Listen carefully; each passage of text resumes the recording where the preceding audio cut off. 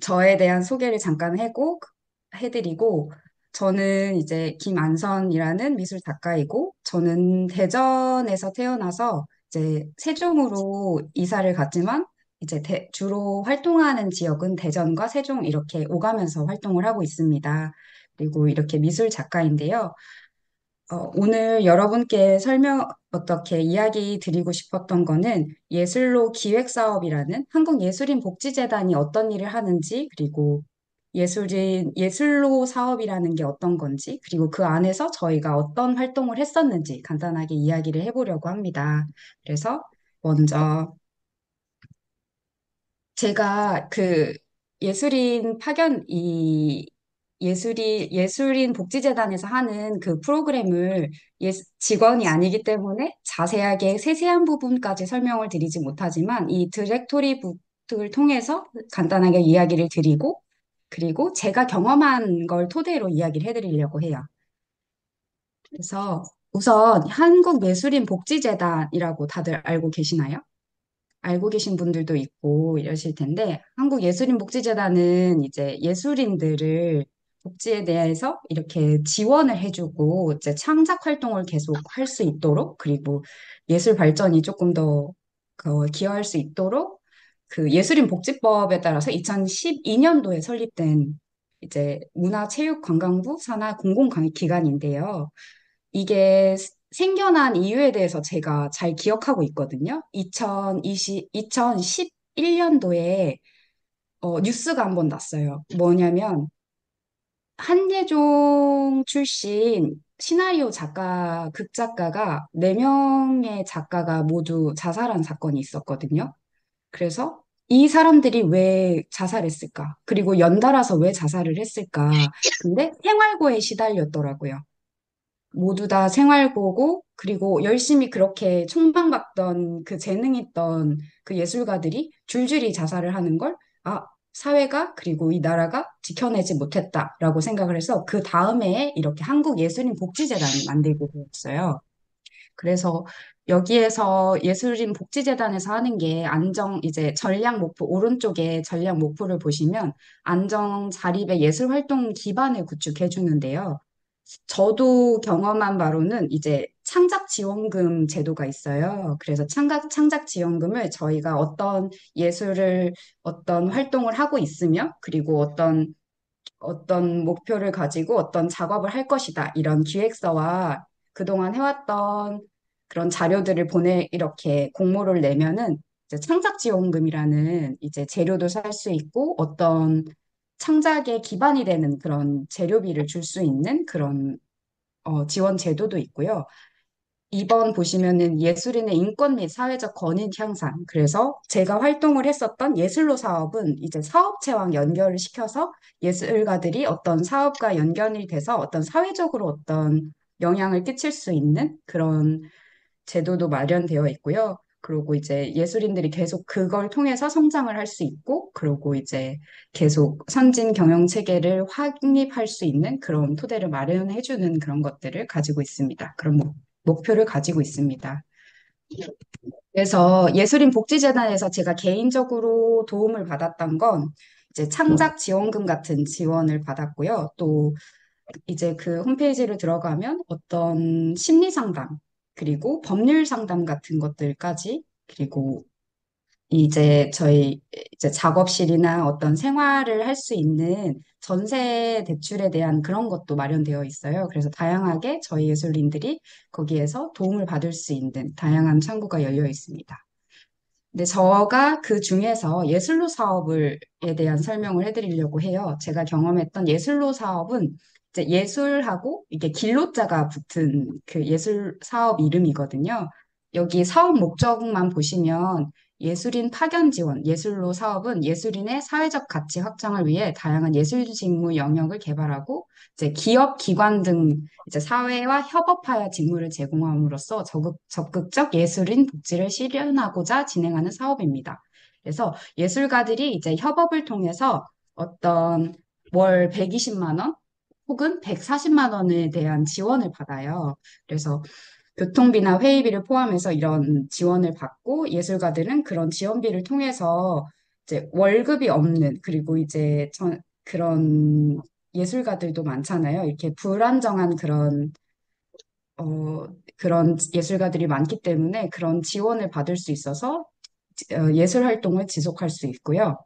그리고 이제 예술로 사업을 통해서 이제 기업이나 기관은 각각의 가지고 있는 이슈나 고민들을 이제 어떤 기업 기관들은 이제 예술가들을 통해서 예술인만이 지닌 독특한 그런 창의성을 바탕으로 자기들이 가지고 있는 고민이나 이슈, 욕구에 대한 해결 방안을 이제 함께 찾아볼 수 있는 그런 기회를 가지게 됩니다.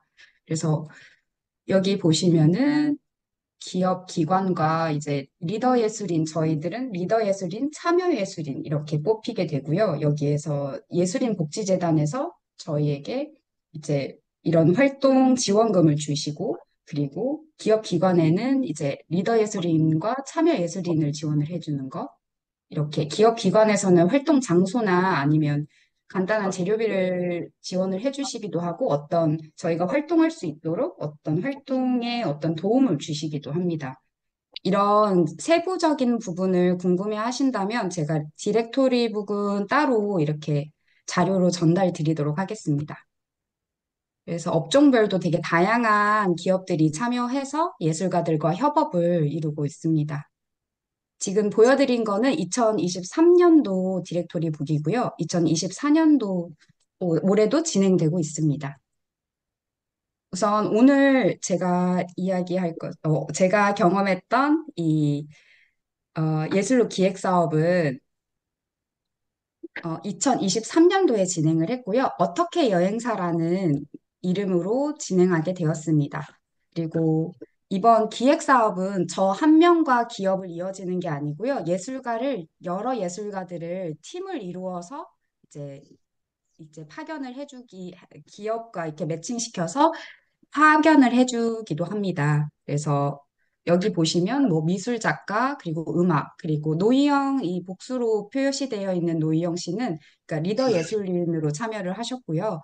그 노희영은 음악을 전공하고 음악에 대해서 이제 여러 가지 음악을 제작하거나 음악을 이제 만들어내는 그런 예술가이십니다. 그리고 연극이나 이제 미술, 그리고 저희 활동을 같이 지원해주고 같이 매칭된 세종보람 장애인 자립생활센터와 함께 저희가 이 프로젝트를 진행했습니다.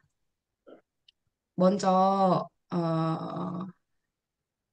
이제 장애인 의식을 개선하기 위해서 이제 2022년도에는 이제 이전 프로젝트를 이미 진행을 하고 있으셨어요. 그래서 장애인 이동권 인식 개선 캠페인이 필요하다. 이렇게 해서 이제 활용 가능한 어떤 굿즈나 아니면 영상을 제작하는 활동을 하셨고요. 제가 참여했던 2023년에는 이제 어떻게 여행사라는 프로젝트를 하게 되었어요. 이제 이동권 세종보람 장애인 센터장님은 그 문경희 소장님이세요. 문경희 소장님도 이제 중증 장애인으로서 전동 휠체어를 사용하시는 분이거든요. 근데 저희가 활동했던 2023년이 뉴스에서 가장 많이 나온 것이 이제 이동권 관련 이슈였어요. 그 이동권 관련 그 시위가 계속 이루어져 있었고, 제가 서울에 방문할 때도 이제 삼각지에서 갇히는 일이 벌어졌거든요. 거기서 이제 그, 사실 중증 장애인분들, 그리고 장애인분들이 모두 나와서 이제 시위를 하는 그런 것들이 계속 뉴스에 나오는 그런 시기였어요. 그랬는데, 이 이동권 이슈가 이제 뉴스에 계속 나올 때도 약간의 부정적인 인식을 가지고 있는, 그리고 주변에도 부정적인 인식을 많이 가지고 있는 친구들도 많았습니다. 그런데 이동권 인식 개선 캠페인을 위한 가상의 여행사인 어떻게 여행사를 만들어서 이제 이동권에 관련한 그런 이슈를 어떻게 딱딱한 시위의 방법이 아닌 말랑말랑하고 조금 부드럽고 조금 특이한 그런 형식의 어떤 캠페인으로 진행하게 되었습니다. 그래서 이제 참여 예술인들이 이제 세종보람 장애인 생활센터랑 같이 이제 캠페인을 만드는 그런 비장애인들에게 이 이동권에 대한 생각을 다시 할 수 있도록 그렇게 진행한 그런 프로젝트였습니다. 그래서 이제 활동 내용은 매달 이렇게 진행이 되었고요. 그래서 여행의 결과물들이 이제 저희가 그동안 이렇게 해왔던 것들이 어떤 결과물들이 있었는데요. 일단 이렇게 이동이 어려운 부분들, 그런 것들을 기록한 지도나 프로그램 자료, 여행 후기 등을 담은 어떤 가상의 카페를 만들어서 거기에서 계속 기록을 했고요. 또 그래서 비장애인들하고 같이 연결할 수 있는 저희가 어떤 행사를 진행했거든요. 그래서 어떻게 라이딩이라고 해서 이제 9월 9일에 모두 모여서 바퀴를 가지고 나와서 모든 바퀴가 평등해지는 짧은 여행을 하자. 그래서 같이 산책을 하고 이제 모든 바퀴. 그러니까 비장애인들은 어떠하든 뭐 스케이트보드든 아니면 어떤 굴렁쇠든 작은 자전거는 넘어갈 수 없으니까 세종시 이응다리에서 만나서 그 한 바퀴를 도는 걸 했어요. 그래서 그냥 휠체어를 가져오신 분들 그리고 전동 휠체어를 사용하시는 분들하고 장애인, 비장애인들이 모두 모여서 같이 모여서 산책을 하는 그런 행사를 했습니다. 그래서 이런 어떻게 라이딩이라는 행사를 했고요. 누구는 이제 강아지 유모차, 그리고 아이들은 진짜 유모차를 가져오기도 했고요. 작은 바퀴가 달린 오리 장난감을 가져오기도 했습니다. 그래서 저희 예술인들이 이제 매개차가 돼가지고 그 장애인의 이동권에 관련 이슈를 이렇게 비장애인들에게 전달하는 거를 재밌는 어떤 행사로 그렇게 녹여서 전달을 했었습니다. 그래서 이 활동 결과를 보면은 여러 가지 캠페인에 약간 이런 포스터를 제작하거나 옆에 보시면 위험 턱주의 이런 것들도 있는데요. 이건 스티커로 제작해서 배부하거나 이렇게 전달해 드리기도 했어요. 그래서 아트 상품이나 영상 같은 거는 기관의 다양한 영역으로 이렇게 실용적으로 사용하실 수 있도록 했고요. 저희가 어떻게 라이딩을 하고 난 이후에는 어떻게 라이딩 폼으로 해서 매달 이렇게 같이 산책하는 그런 프로젝트를 하겠다고 소장님께서도 말씀을 하셨고, 저희 이제 지역민들한테도 이런 중증 장애인들이 이렇게 이동할 때 세종시가 세종시가 어떤 유니버설 디자인 그런 특화 도시라고 이렇게 홍보가 많이 되고 있어요. 그래서 장애인들이 움직일 수 있도록 되게 편하게 디자인되어 있다 그런 특화 도시라고 이렇게 추진을 하고 있는데 그럼에도 불구하고 그렇게 어, 랜드마크인 이응다리에도 작은 턱이 존재하거든요. 그래서 그 위로 넘어가거나 오가는 게 너무 어렵게 느껴지는 그런 것들을 같이 경험할 수 있는 시간이 되었습니다. 그래서 제가 그 활동을 했을 때 가장 기억에 남는 거는 행사 당시에 전동 휠체어를 끌고 오신 분들이 정말 많았어요. 근데 그분들이 함께 한다고 해서 휠체어를 끌고 나올 수 있었는데 한 번도 세종에 살면서 이응다리 금강보행교를 산책할 생각을 해본 적이 없다고 하는 후기를 들었습니다. 그래서 세종시 시민들 중에 3.8%?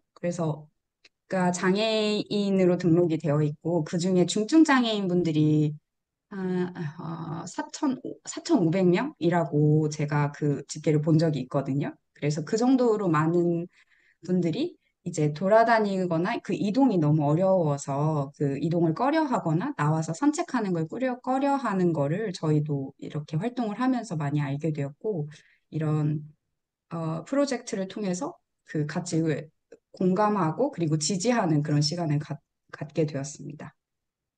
네. 오늘 저는 발표는 여기까지입니다. 감사합니다.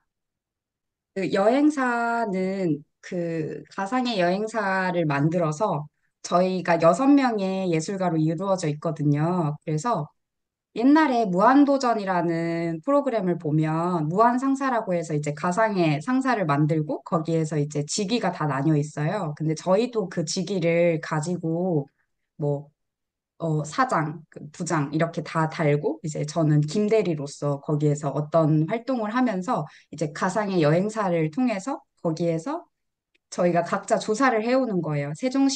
세종시나 대전에 어느 부분이 이런 턱이 되어 있고 그리고 여행 프로그램을 저희가 여행 루트나 여행 그런 프로그램을 저희가 각자 개발을 해서 가져오는 거거든요. 근데 결국에는 그 모든 프로젝트가 다 물거품이 되는 저희가 시나리오까지 다 썼어요.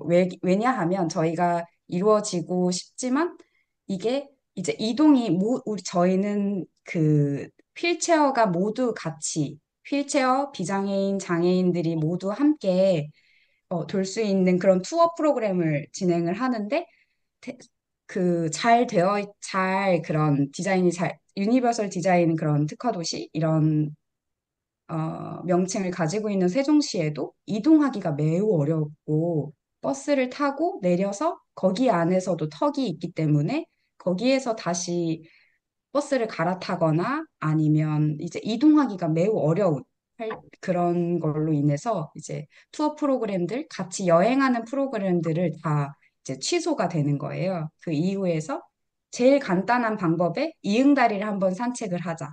이렇게 해서 마지막의 프로젝트를 그렇게 다 같이 행군하듯이 짧은 산책을 하는 걸로 마무리하는 그런 프로젝트를 했습니다.